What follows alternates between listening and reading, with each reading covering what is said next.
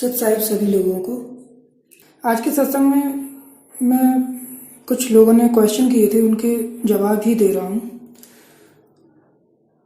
तो अगला क्वेश्चन था कि विरह जरूरी है या नहीं भक्ति के लिए। तो विरह मुक्ति में कितना सहायक होता है ये मैं पहले कुछ सत्संगों में बता चुका हूँ, और अभी आज के सत्संग में साहब ने कुछ वाणियाँ भेजी थी, उनको मैं आपको दिखा रहा हूँ। ये लाइव वाणियाँ साहब ने भेजी थी, इनमें से 2 वाणियाँ मैं आपके सामने रख रहा हूँ। इनमें क्या कह रहे हैं साहब? सबते ऊंचा भाव है, विरह भाव ले जावे धाम। कबीर जे घट आत है, तापे दाए आवे राम। आपे धाए आवे राम। देखो इस वाणी में क्या कह रहे हैं साहब कि सबसे ऊंचा भाव है विरह भाव ले जावे धाम। हमारा सच्चा भाव, सच्चा विरह ही हमें परम धाम पहुंचाने में सहायक होता है। आगे क्या कह रहे हैं साहब कि कबीर जय घट आत है, ता आपे धाए आवे राम। जिस घट में एक बार सच्चा विरह उत्पन्न हो गया, वहां परमात्मा दौड़े चले आते हैं। साँच बराबर तप नहीं, झूठ बराबर पाप। जाके हृदय साँच है, ता हृदय हरियाप। उसके घट में, उसके हृदय में परमात्मा दौड़े चले आते हैं। ठीक है, एक और वाणी दिखा रहा हूं। इसमें क्या कह रहे हैं साहब कि मिथ्या भय दिन रैन, मिथ्या जीवना जे राम न देखे नैन। कबीरा साधो ता बैन, बिरहा सीजना चले ना एक भी सैन। वो दिन, वो रात और वो जीवन व्यर्थ ही चला गया जिसने राम को नहीं देखा, जिसने उस शब्द को नहीं देखा, उस शब्द को नहीं निरखा, उसने शब्द के दर्शन नहीं किए, उसका जीवन व्यर्थ ही चला गया। यहाँ पर एक बात मैं जरूर बताना चाहूँगा कि कुछ लोग ये कहते हैं कि जो आँखों से दिख गया वो परमात्मा नहीं हो सकता है। ये चीज़ मैं पहले ही क्लियर कर चुका था कि दृष्टि नदी से मुष्टि न आवे, विन से नहीं न्यारा। रंग रूप से सतगुरु न्यारा। ना तो उसका कोई रंग है, ना ही कोई रूप है, ना ही उसको आँखों से देखा जा सकता है, और ना ही उसको हाथों से पकड़ा जा सकता है। ये तो उस परम सत्ता की दया है कि वो अपने सच्चे जीव के लिए, सच्चे भक्त के लिए स्वरूप में दर्शन देते हैं, उसके प्रेमवश।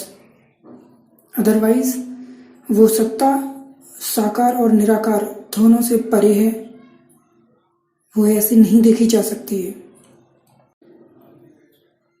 और यदि हम इसी बात को घुमा के कहें कि जो व्यक्ति ये कहते हैं कि परमात्मा दिख नहीं सकता है, तो मैं कहता हूं कि फिर वो असमर्थ है, वो समर्थ नहीं है। क्योंकि the ultimate power can do anything. वो परमात्मा, वो समर्थ, वो अलख कुछ भी कर सकता है। Everything is possible for him.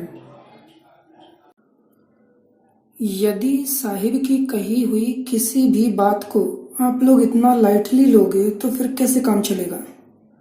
आप नहीं समझ पाओगे। तब यहाँ पे कुछ बात होती है जो एक्सपीरियंस करनी होती है। ठीक है, इन सब बातों को शब्दों में बयान नहीं किया जा सकता है। तो कंफ्यूज्ड नहीं होना है। जिसकी जैसी भावना होती है वो वैसे ही उस सत्य को जान पाता है, पहचान पाता है। सबका अपना अलग अलग मत होता है। इसी बात को तुलसीदास जी ने रामचरितमानस में कहा, जाकी रही भावना जैसी, प्रभु मूरत देखी तिन तैसी। जिसका जैसा भाव है उसको वैसे ही दर्शन होते हैं, उसको वैसे ही वो परमात्मा मिलता है। अब हम आते हैं अगले क्वेश्चन पर। किसी ने मेरे से किया था ये क्वेश्चन कि सत्यलोक एक है या अनेक हैं। और उन्होंने ये कहा था कि जितने प्लैनेट हैं उतने सत्यलोक हैं। तुम्हारे कबीर साहब कौन से सत्यलोक से आते हैं फिर, या तुम कौन से सत्यलोक को जाते हो। तो इसके लिए साहब ने एक वाणी भेजी थी, वो मैं आपको दिखा रहा हूँ। ये जनवरी मंथ में भेजी थी। इसमें क्या कह रहे हैं साहब कि द्वीप मंडल सबे ब्रह्मांड आप बसे, स्वतः करत स्वतः प्रकाशित होत है। एको ज्योति एको सत सब रस, एको सत्य देश एको अखंड स्रोत है। एक ही सत्ता है जो सब जगह विराजमान है, सर्वव्यापी है, और एक ही सत्य देश है।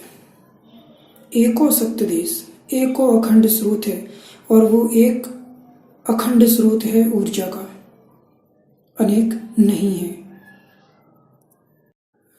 और साहिब की वाणियों में जो ये अगम लोक, अकह लोक, अनामी लोक, इन सभी लोकों का जो वर्णन है, इन भेदों को शब्दों में बयां करना मेरे लिए पॉसिबल नहीं है। ये सब चीज़ें अनुभव की हैं। और इसकी सेम देते हुए साहब ने ये कहा भी था कि लोक अलोक शब्द है भाई, जिन जाना तिन संशय जाई। ये वाणी साहब ने भेजी है अभी 7 अप्रैल को। इसमें क्या कह रहे हैं साहब कि अनहद बाजत फिरे नाचत, चंदिया देखे लो बांध, पार न उतरे बिन सतगुरु, कऊ देखे अगम अगाध।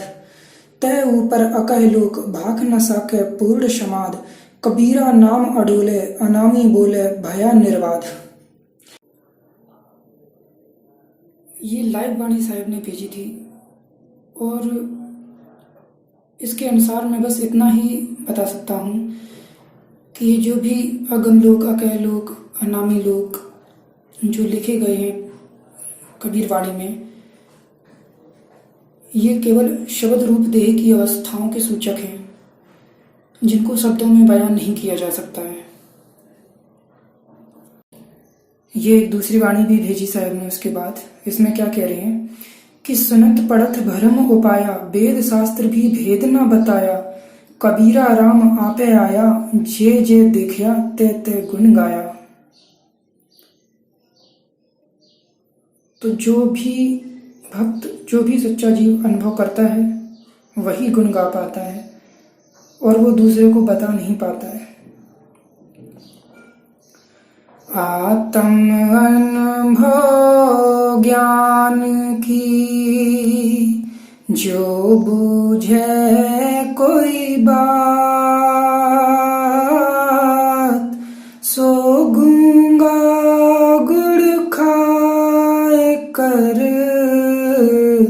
कहे कौन मुख स्वाद, कबीरा कहे कौन मुख स्वाद। अब अगला क्वेश्चन क्या था कि सोहम की अवस्थाएं।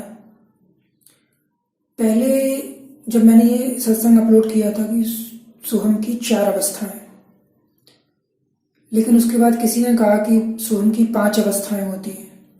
तो उसी चीज़ को क्लियर करने के लिए यहाँ ये अपडेटेड सत्संग बनाया है मैंने, और इसमें इस चीज़ को हम क्लियर करेंगे।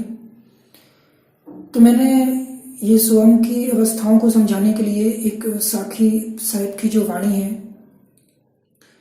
कि जाप मरे अजपा मरे, अनहद हो मर जाए, सुरत समाये शब्द में, ताकों काले न खाए। तो ये जो वाणी है, इसमें सोहम की 4 अवस्थाएं समझ में आते हैं। इनको हम पहले देख लेते हैं कि जाप मरे।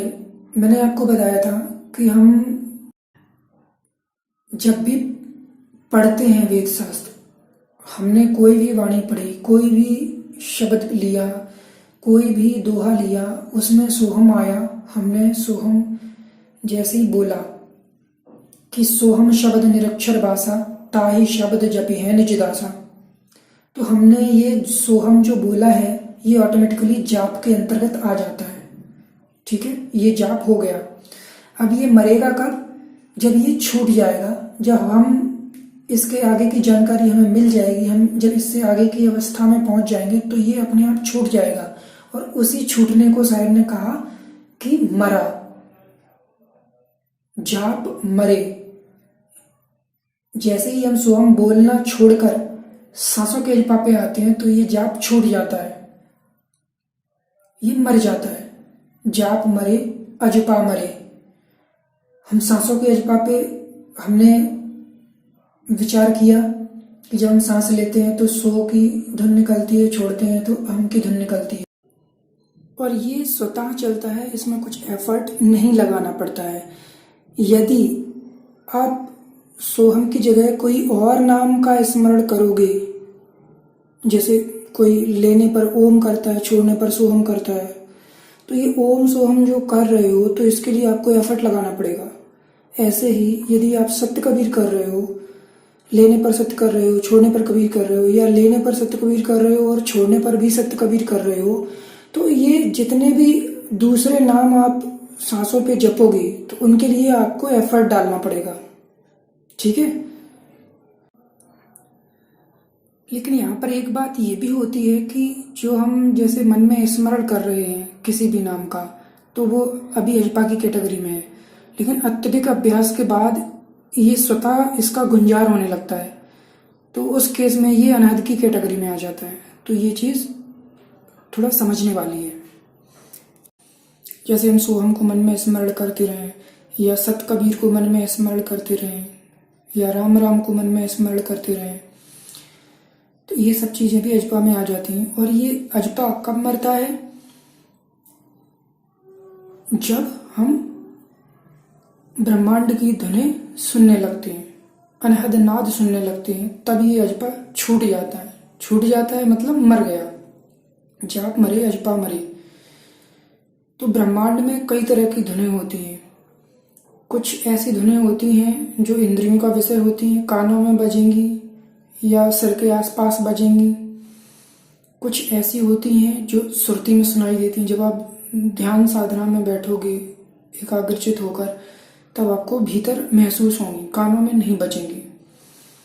तो इस तरह की कुछ ब्रह्मांड की धुनें होती हैं। तो ये सब जो अनहद नाद हैं, जब ये मरते हैं, ये अनहद नाद तब मरता है जब हम उस शब्द को निरख लेते हैं, देख लेते हैं, जिसे साहिब दिखाते हैं, और हम उससे कनेक्ट होने लगते हैं, शरीर से बाहर निकलना सीख जाते हैं, तब ये अनहद मर जाता है। छूट जाता है। इसी छूटने को साहिब ने मरना कहा है। जाप मरे, अजपा मरे, अनहद हूँ मर जाए, सुरत समाये शब्द में ताकों काल न खाए। जब हम सहज धुन पकड़कर बाहर निकल जाते हैं शरीर से, तो उस शब्द से मिल जाते हैं, तो वहां पर ये तीनों मर चुके होते हैं। एक्चुअल में अवस्थाएं सोहम की 10 होती हैं, लेकिन साहिब ने सिंप्लीफाई करके संक्षेप में समझाने के लिए कि लोगों को समझ में आ जाए, इसलिए इस वाणी को संक्षेप में कह दिया कि जाप मरे, अजपा मरे, अनहद हूँ मर जाए, सुरत समाये शब्द में ताकों काल न खाए। इसमें देखने में 4 लग रही हैं, बट एक्चुअल में ये 10 अवस्थाएं होती हैं।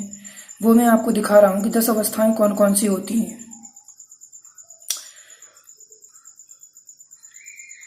ये है वो वाणी। इसमें क्या कह रहे हैं साहब? साहब ने 10 सोहम के नाम बताए। प्रथम पुरुष सोहम, दूसरा सहज सोहम, तीसरा इच्छा सोहम, और चौथा मूल सोहम, पांचवा वोहम सोहम, छठवां अचिंत सोहम, सातवां अक्षर सोहम, आठवां निरंजन सोहम, नौवां माया सोहम, यहाँ पे मिसप्रिंट था, और 10वां ब्रह्मा विष्णु महेश सोहम। तो ये 10 जो सोहम थे, इन्हीं को संक्षेप में साहिब ने उस वाणी में 4 करके समझा दिया। बट उसके पीछे रियलिटी यही है कि किसी भी जीव को इन 10 अवस्थाओं से होकर गुजरना होता है।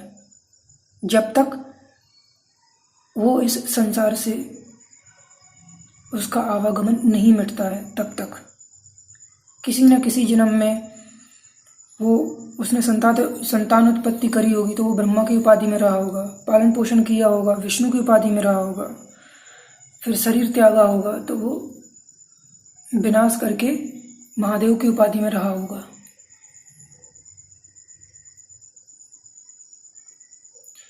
तो ऐसे ही ये जो निरंजन सोहंग है, माया सोहंग है, ये जो जाप अजपा अनहद हैं, ये सब इसी कैटेगरी के हैं। माया सोहंग, निरंजन सोहंग, अक्षर सोहंग, ये सब इसी कैटेगरी में आ जाते हैं। बस दूसरे तरीके से साहिब ने समझा दिया ताकि लोगों को आसानी से समझ आ जाए।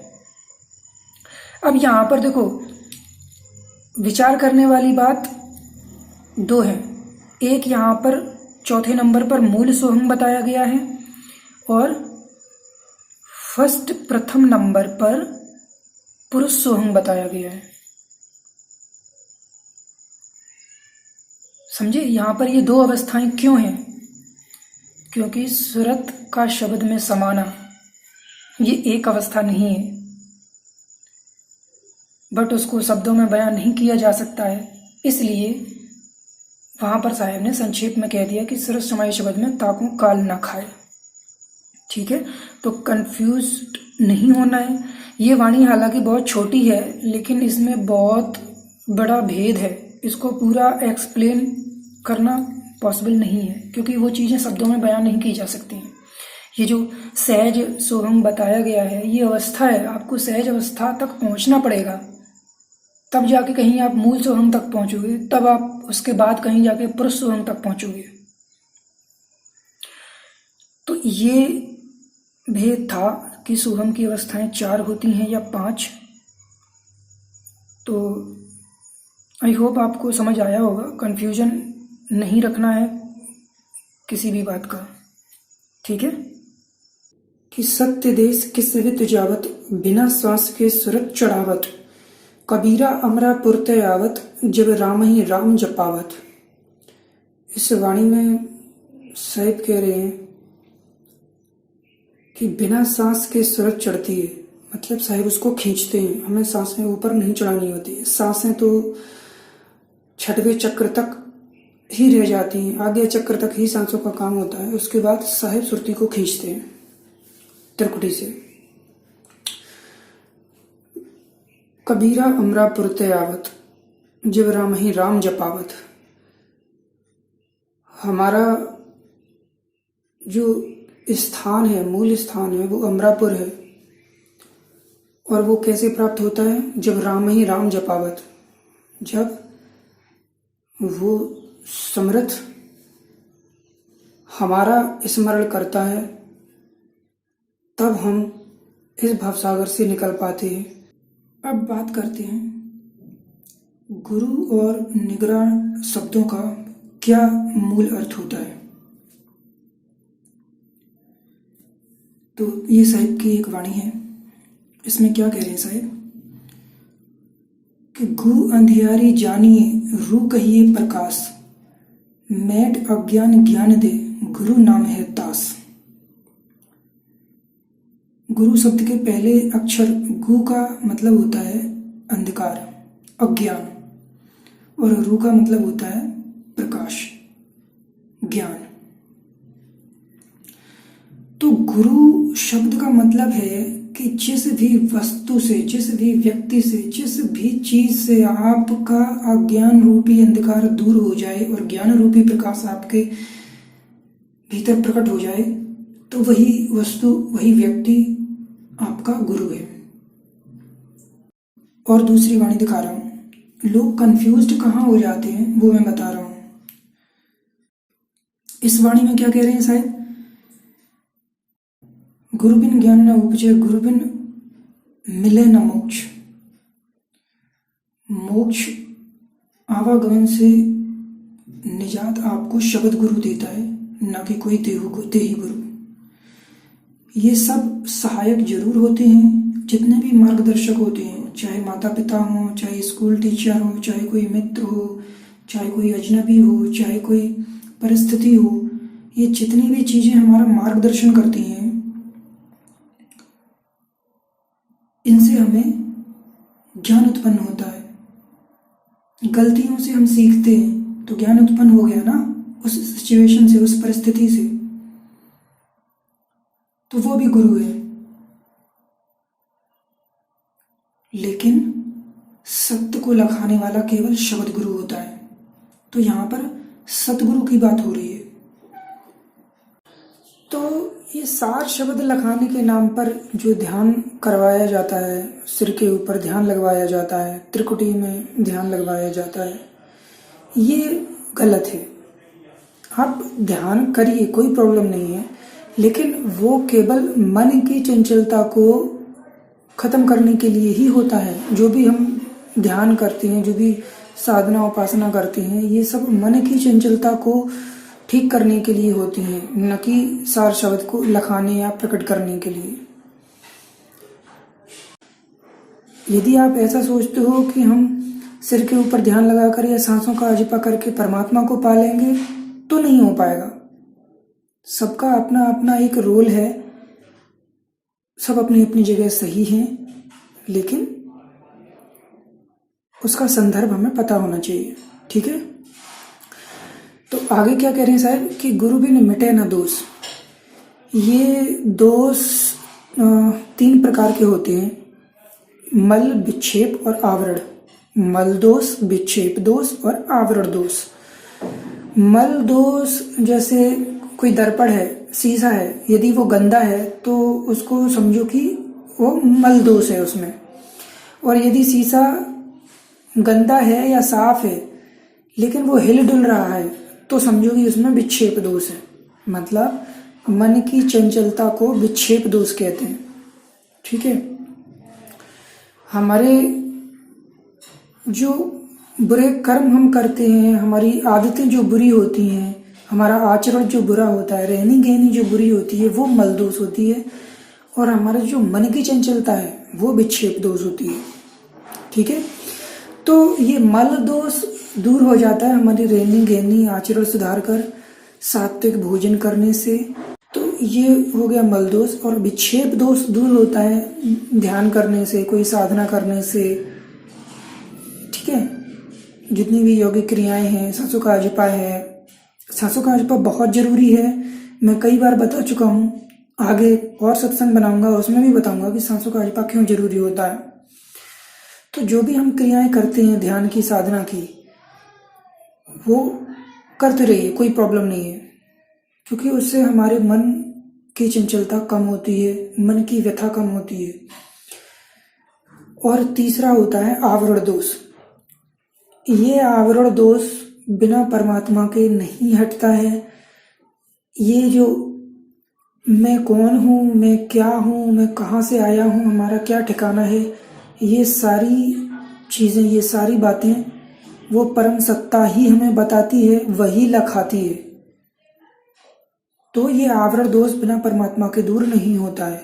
इसलिए इस वाणी में सतगुरु की बात हो रही है, परमात्मा की बात हो रही है, ना कि किसी व्यक्ति की।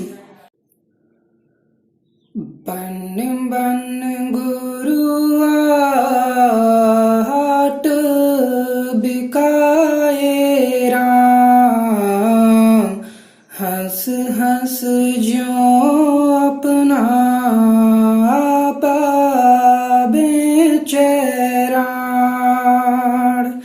कबीरा चीनो सतगुरु पूर्ण विश्वास, गुरु शब्द है तास जाके मास नहार। ये वाणी साहिब ने अप्रैल 1 वीक में भेजी थी। इस वाणी में साहिब बता रहे हैं कि जैसे वैश्या धन कमाने के लिए देह का व्यापार करके अपना आपा बेचती है, वैसे ही इस संसार के लोग गुरु बन जाते हैं और राम को बेचने लगते हैं। गुरुआ तो सस्ता भया कौड़ी अर्थ 50, अपने तन की सुध नहीं शिष्य करण की आस। और आगे क्या कह रहे हैं कि कबीरा चीनो सतगुरु पूर्ण विश्वास, गुरु शब्द है तास जाके मास नहाड़। अब इन 2 लाइनों में साहिब ने 600 साल पहले कही हुई बात को फिर से प्रमाणित किया है। साहिब ने पहले कहा था कि देही को सतगुरु कहे, ये सब धुंधर ज्ञान, 4 दाग आया नहीं बाकों सतगुरु जान। वही बात साहिब ने फिर से दोहराई है कि गुरु हाड़ मास का पुतला नहीं होता है। देखिए, देही गुरु बनाने में कोई प्रॉब्लम नहीं है, लेकिन विरोध इसलिए किया मैंने क्योंकि आपसे जो अनैतिक बातें कही गई कि बिना देही गुरु के ज्ञान नहीं हो सकता है ना। और अभी भी यही कहा जा रहा है कि वेद शास्त्रों में लिखी हुई वाणियों का भाव बताने के लिए देही गुरु बनाना ही पड़ेगा, बिना उसके कोई भाव नहीं बताएगा। तो इसके लिए मैं अभी आगे सत्संग बनाऊंगा तब बताऊंगा, क्योंकि मेरे जीवन में मुझे किसी भी देही गुरु ने किसी भी वाणी का अर्थ नहीं बताया। मैंने खुद वेद शास्त्र पढ़े और खुद से सब कुछ सीखा, और जो नहीं आया वो शब्द गुरु ने बताया। तो ये तो मैं तो मान ही नहीं सकता हूँ कि बिना देही गुरु के ज्ञान नहीं होता है, क्योंकि मैं उस स्टेज से गुजर चुका हूँ और मुझे सब कुछ मिला भी है। और मैं आपको पहले भी बता चुका हूँ कि जैसे लोग क्वेश्चन करते हैं कि कबीर साहब ने 4 गुरुओं को क्यों निर्धारित किया था, धर्मदास जी को और बांके जी को, और जो 4 गुरु थे ना, तो मैंने आपको क्लियर बताया था कि जैसे कोई मैन्युफैक्चरिंग कंपनी होती है, वो अपनी फ्रेंचाइजी दूसरी कंपनी को बेच देती है, और उसके बाद क्या होता है, वो कंपनी उसी कंपनी का लेबल लगा के उसका प्रोडक्ट मार्केट में सेल करती है। तो इसका मतलब ये तो नहीं हुआ कि जो ओरिजिनल कंपनी थी जिसने अपनी फ्रेंचाइजी दूसरी कंपनियों को बेची, उसने अपना प्रोडक्ट बनाना बंद कर दिया हो। नहीं ना, वो अपना प्रोडक्ट बनाती है और साथ ही साथ उसने अपनी फ्रेंचाइजी दूसरी कंपनियों को दे दी ताकि उसका प्रचार हो सके, उसका प्रोडक्ट वर्ल्ड वाइड फेमस हो सके। ऐसे ही साहिब ने ज्ञान देना बंद नहीं किया है। साहिब सृष्टि जब से बनी है तब से ज्ञान देते आ रहे हैं। जो साहिब से ज्ञान लेने की इच्छा रखता है, जो साहिब से ज्ञान लेने के लायक होता है, वही ज्ञान ले पाता है साहिब से। और जो साहिब से ज्ञान लेने के लायक नहीं हो पाता है, दूसरे देही गुरुओं को ढूंढता फिरता है, तो उसको उस मार्ग से मिल जाता है यदि वो उस लायक है। वरना देही गुरु के मामले में तो आप समझ लो, आपने स्वाध्याय किया नहीं है, आपको परख है नहीं, आप उससे क्या पूछोगे, उसको कैसे परखोगे? नहीं परख सकते हो ना कि वो आपको सही बता रहा है या गलत बता रहा है। जैसा बता दिया वैसा आप सुन के चले आते हो। तो प्रॉब्लम देही गुरु बनाने की नहीं है, प्रॉब्लम इस बात की है कि जो भ्रमणाएं फैलाई जा रही हैं कि बिना देही गुरु के कुछ हो ही नहीं सकता है, सब कुछ हो सकता है। मैं अपनी आंखों से देख चुका हूँ, कर चुका हूँ, प्रत्यक्ष प्रमाण हूँ मैं आपके सामने। मैं इससे ज़्यादा कुछ बताने जरूरी ही नहीं समझता हूँ। जो समझदार है उसको इशारा ही काफ़ी होता है। ठीक है। गरीबदास जी को बचपन में ही साहिब ने आकर पूरा ज्ञान समझाया और पूरा सब कुछ उनको सार शब्द के दर्शन कराए, सार शब्द लिखाया, पूरा ज्ञान कराया। गरीबदास जी का तो कोई दही गुरु नहीं था। फिर तो गरीबदास जी भी निगरा हो गए। जो लोग निगरा निगरा चिल्लाते हैं, इन लोगों के हिसाब से गरीबदास जी भी निगरा हो गए। इनके हिसाब से क्या है कि जिसने देही गुरु बनाया है वही गुरु वाला है, बाकी के सब निगरा है। शब्द गुरु तो कुछ है ही नहीं। चलो, अब जिसकी जैसी सोच है वो वैसे ही सोचेगा। हम आगे बढ़ते हैं। अब हम बात करते हैं निगरा शब्द की। ये एक स्क्रीनशॉट लगा रखा है मैंने। इसमें ये साहिब की वाणियों के संग्रह में से निगरा का अंग है, उसका स्क्रीनशॉट है। इसमें क्या कहा गया है कि जो भक्तहीन लोग होते हैं उन्हें साहिब ने निगरा की संज्ञा दी है, क्योंकि वो अपने आत्म गुरु को, अपने शब्द गुरु को ना मानकर अपनी मनमुखी बातों के हिसाब से अपना जीवन व्यतीत करते हैं, इसलिए उनको निगरा कहा जाता है। यहाँ पर किसी भी देही व्यक्ति की बात नहीं हो रही है, क्योंकि इस संसार में कोई भी व्यक्ति निगरा नहीं होता है। कबीर गुरु गर्भा मिला, जो आटे में लौण,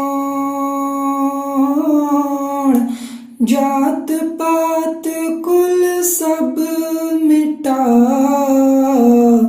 नाम धरोगे कौन कबीरा, नाम धरोगे कौन।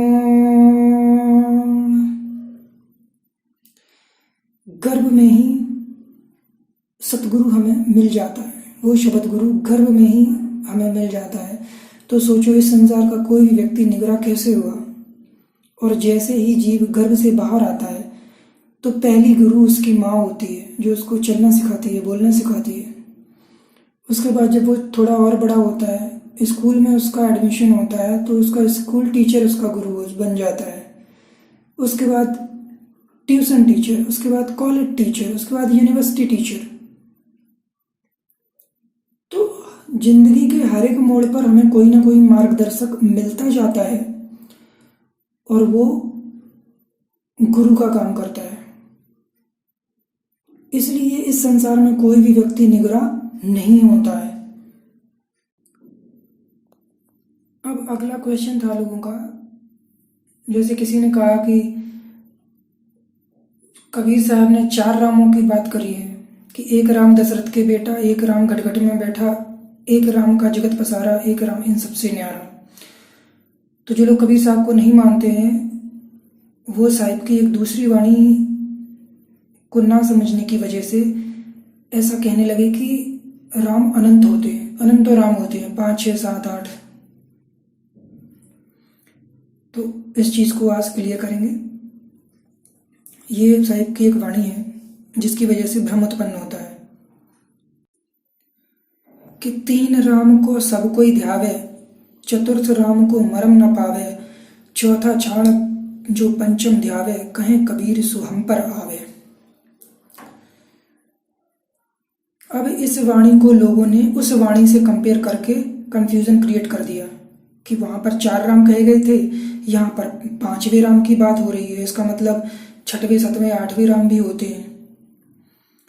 यदि इस वाणी के मूल अर्थ को समझेंगे तो यहाँ भी 4 राम की ही बात हो रही है। वो मैं समझाता हूँ कि 3 राम को सब कोई ध्यावे। 3 राम का मतलब ब्रह्मा विष्णु महेश से है, ना कि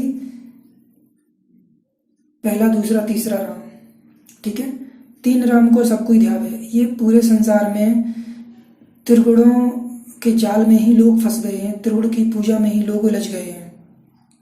चतुर्थ राम को मरम न पावे, उस निरंजन महाराज को कोई जान ही नहीं पाता है कि ये कोई निरंजन भी होते हैं, है ना।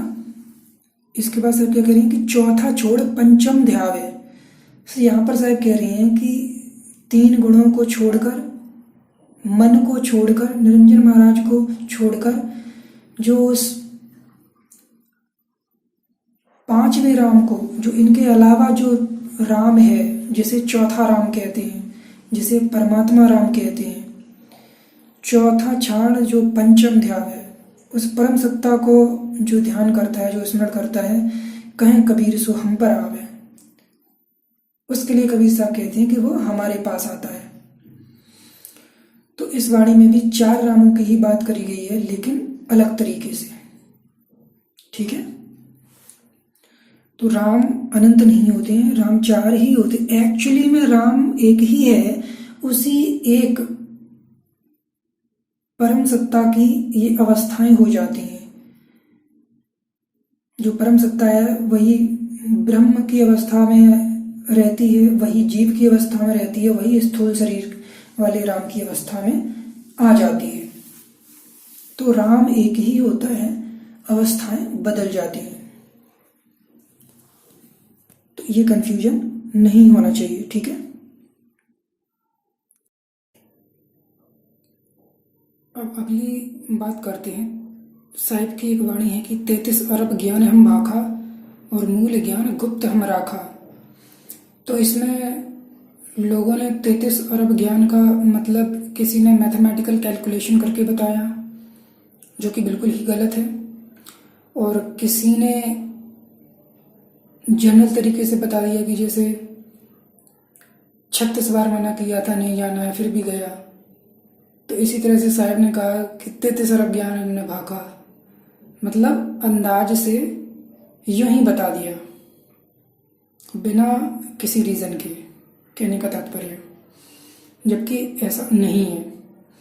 33 अरब ज्ञान का मतलब 33 तत्वों का ज्ञान।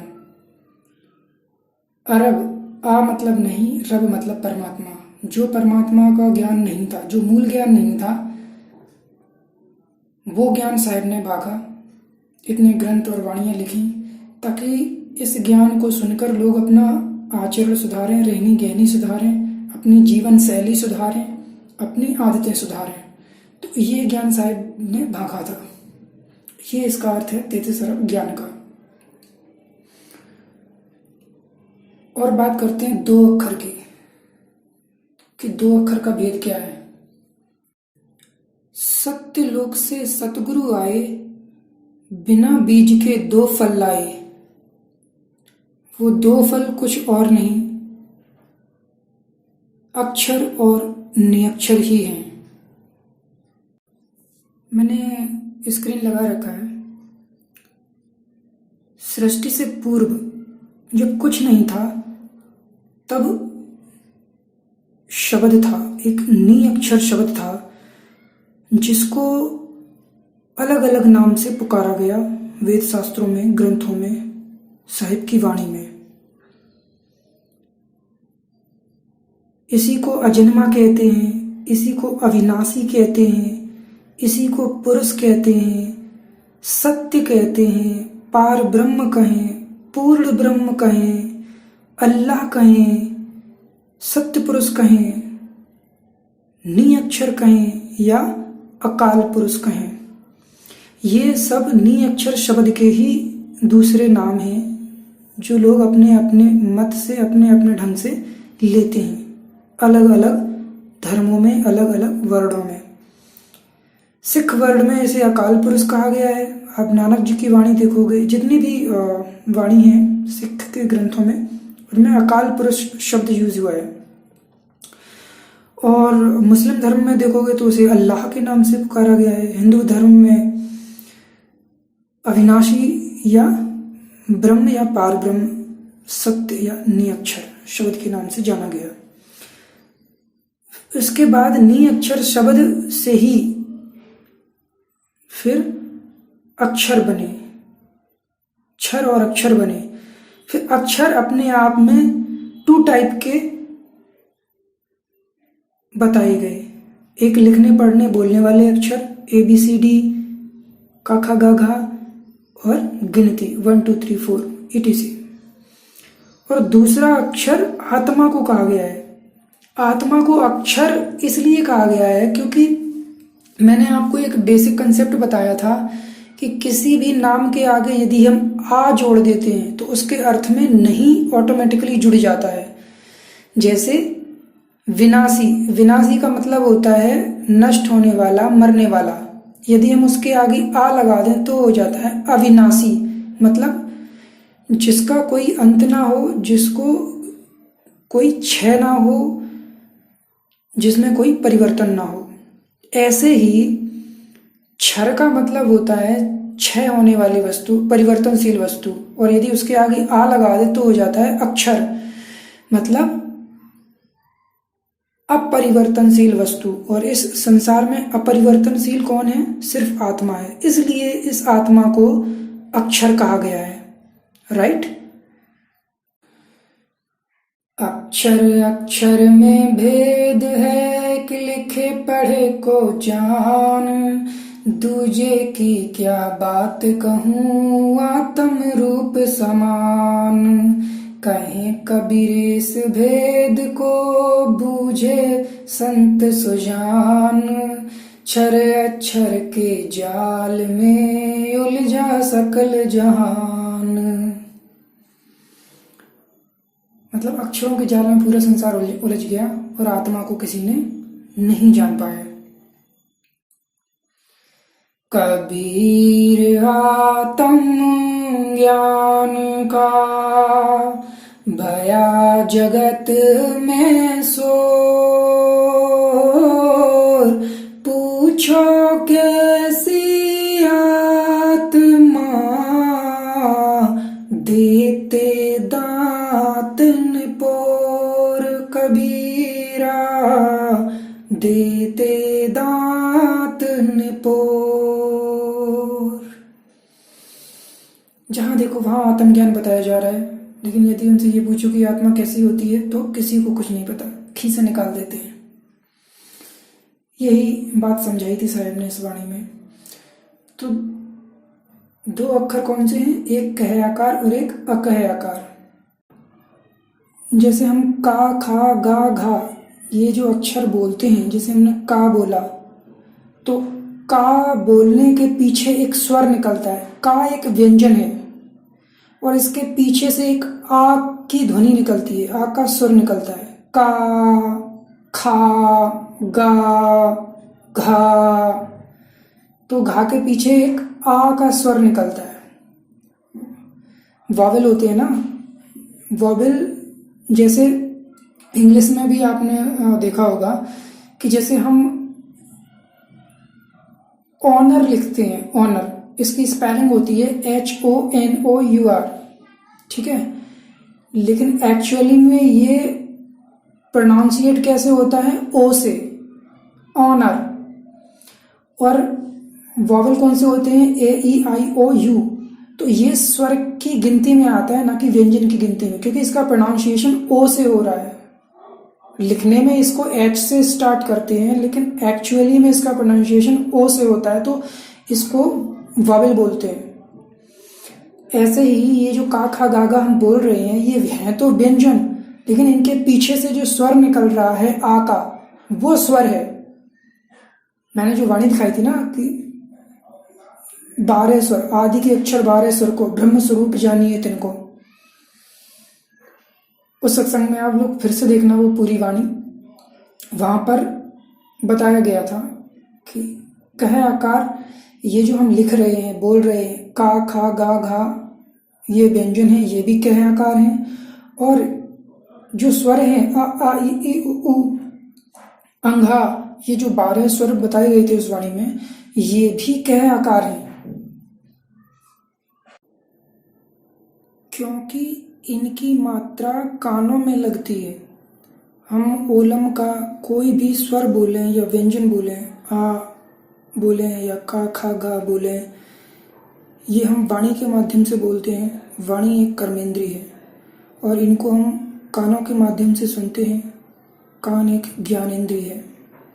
जब हम का बोलते हैं तो पीछे का जो आ है, वो जो सुर निकलता है, उसकी मात्रा कानों में लगती है, इसलिए ये अकह आकार नहीं है, ये कह आकार ही है।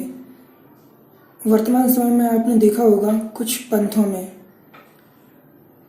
मंदिर के झंडे में आ लिख देते हैं, या कुछ लोग अपने चैनल के सिंबल में आ छाप देते हैं। एक्चुअली में उसका भेद पता ही नहीं है। इसी कह आकार को ही अकह आकार समझ रखा है। उसी वाणी में एक लाइन और लिखी थी नीचे, उसमें साहिब ने कहा था कि एक आकार ते 12 स्वर हैं, व्यंजन सकल को परम पितर है। यहाँ पर एक आकार की बात हो रही है, और इसके आगे वाली लाइन में कहा था, आप देख लेना, कि सबके आदि हैं एक अकारा। ये वही एक आकार है जिसे नानक जी ने अपनी भाषा में एक ओंकार बोला था। ठीक है, साहिब ने उसको एक आकार की संज्ञा दी थी और नानक जी ने उसी एक आकार को एक ओंकार बोल दिया था। और यही एक ओंकार, यही एक आकार इन सभी वर्णमाला के अक्षरों का परम पिता है। सबके आदि हैं एक आकार। अब अगला क्वेश्चन था कि किसी ने कहा कि कबीर पंथ में मुक्ति नहीं है, तो लोग घबरा गए। कई बार क्वेश्चन किया लोगों ने, कबीर पंथ में मुक्ति है कि नहीं है, तो इस चीज़ को भी समझ लेते हैं। मैं एक अनुराग सागर का स्क्रीन दिखा रहा हूँ आपको। इसमें साहिब ने हमेशा सत्य पंथ की बात करी है, कहीं भी उन्होंने कबीर पंथ की बात नहीं करी है। कबीर पंथ निरंजन महाराज ने चलाई थी कबीर नाम से, साहिब ने कभी नहीं चलवाए, न चलाए न चलवाए अपने किसी भी भक्त से। तो साहिब ने हमेशा सत्य पंथ की बात करी है। सत्य पंथ मैं पहले भी बता चुका हूँ कि कोई आश्रम या कोई पंथ नहीं होता है। ये सत्य पंथ सत्य मार्ग होता है जो जीवों की चेतना को जगाता है सत्य ज्ञान से। और ये किसी एक व्यक्ति की जागीर नहीं होता है। साहिब जिस भी जीवात्मा को मिलते हैं उसको भेद बता देते हैं और वो फिर अपने आसपास के लोगों को चेतना जगाने का प्रयास करने लगता है। तो जिसको भी साहिब मिलते हैं वो सत्य पंथ ही चलाता है। ठीक है,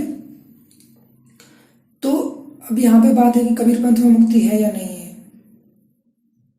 अब आप निरंजन महाराज के कबीर पंथों से जुड़े हो तो मुक्ति नहीं मिलेगी डेफिनेटली, क्योंकि सब गलत ज्ञान है, सब गलत नाम है, सब गलत विधियां दी जाती हैं, तो मुक्ति नहीं है। और यदि आप सचमुच कबीर साहब के पंथ की बात कर रहे हो तो सत्य पर चलने वाले की मुक्ति कोई रोक नहीं सकता है। ठीक है, तो ये भ्रम निकाल दीजिए कि कबीर पंथ में मुक्ति नहीं है।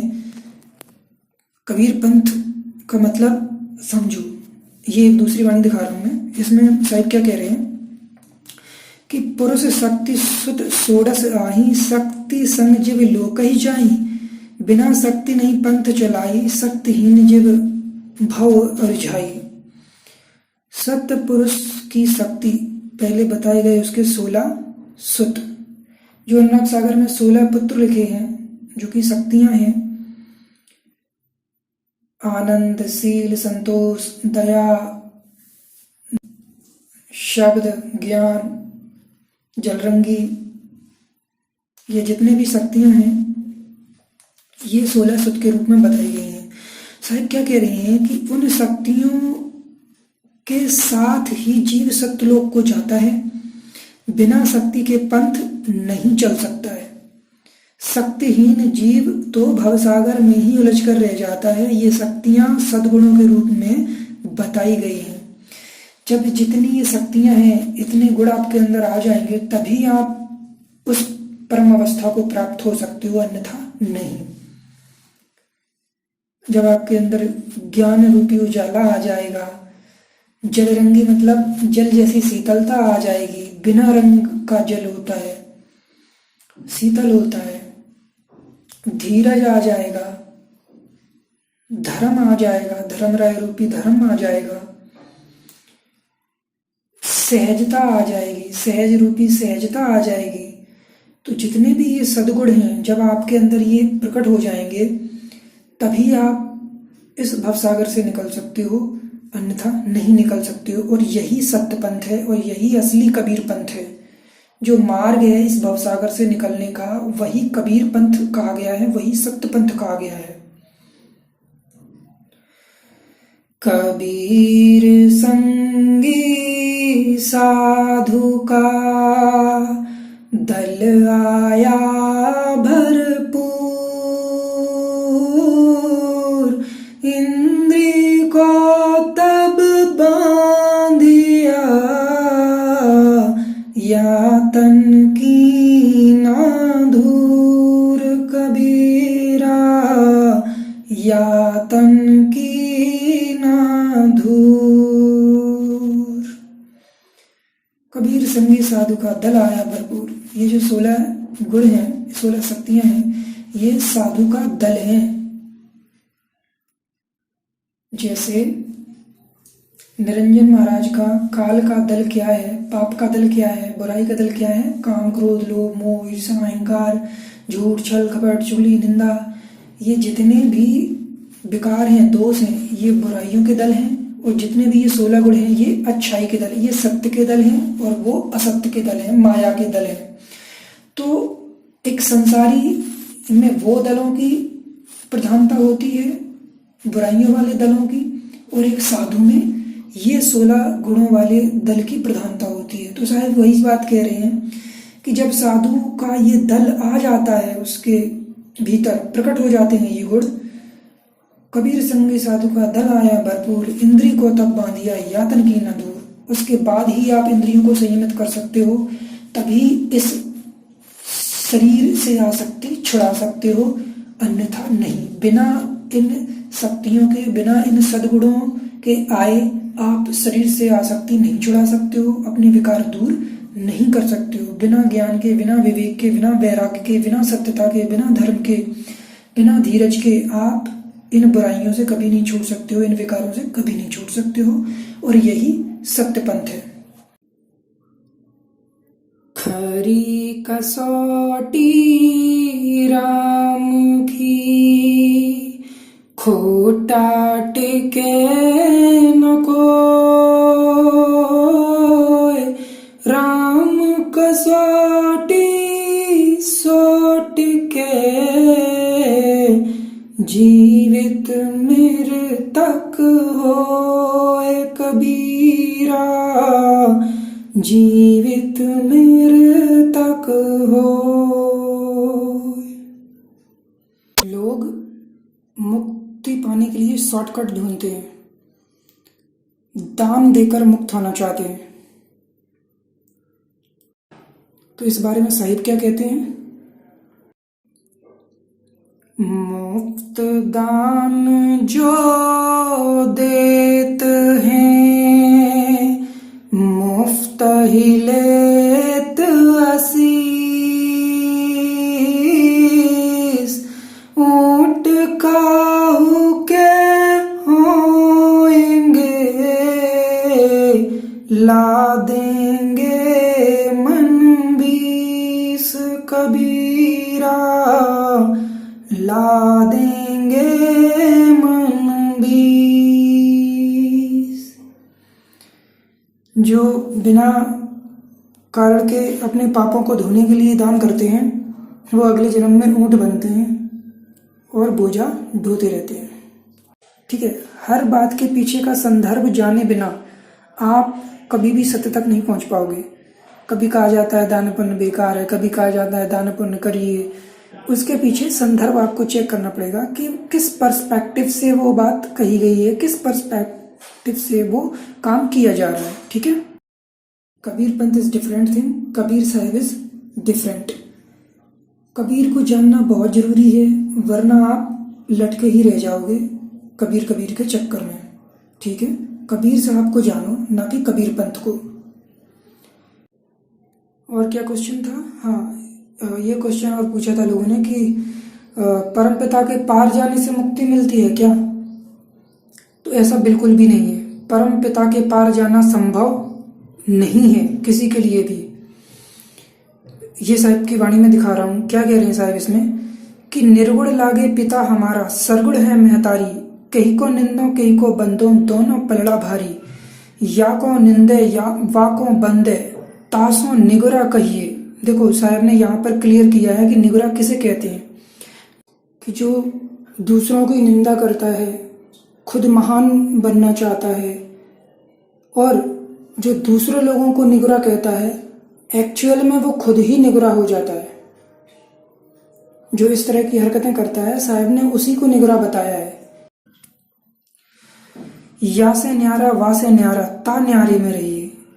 जो सरगुण निर्गुण से परे है, साकार निराकार से परे है, उस न्यारे परमात्मा के ध्यान में रहो। तो यहाँ पर साहब ने ये क्लियर कर दिया है कि हमारा पिता कौन है। यदि हम शरीर की बात करें तो निरंजन महाराज हमारे पिता हैं, और यदि हम आत्मा की बात करें तो निरंजन तुमते सखा भ्राता, तो वो हमारे भ्राता हैं, क्योंकि हम और निरंजन महाराज एक ही परम पिता की संतानें हैं। तो शरीर के केस में वो हमारे पिता हैं, और इससे आगे का पद आता है परमपिता का, वो होते हैं परमात्मा। पुत्र, पिता और परमात्मा, ये सुपरलेटिव डिग्री का वर्ड है। तो परमपिता के पार जाना संभव नहीं है। हाँ, शरीर के जन्मदाता से पार जाना ही मुक्ति है। आई मीन मन के पार जाना ही मुक्ति है। मन को मृतक करना ही मुक्ति है, ये सही है। लेकिन परमपिता के पार जाना संभव नहीं है। चलिए, आज के लिए बस इतना ही। सद्गुरुदेव सतपुरुष कबीर साहब की जय।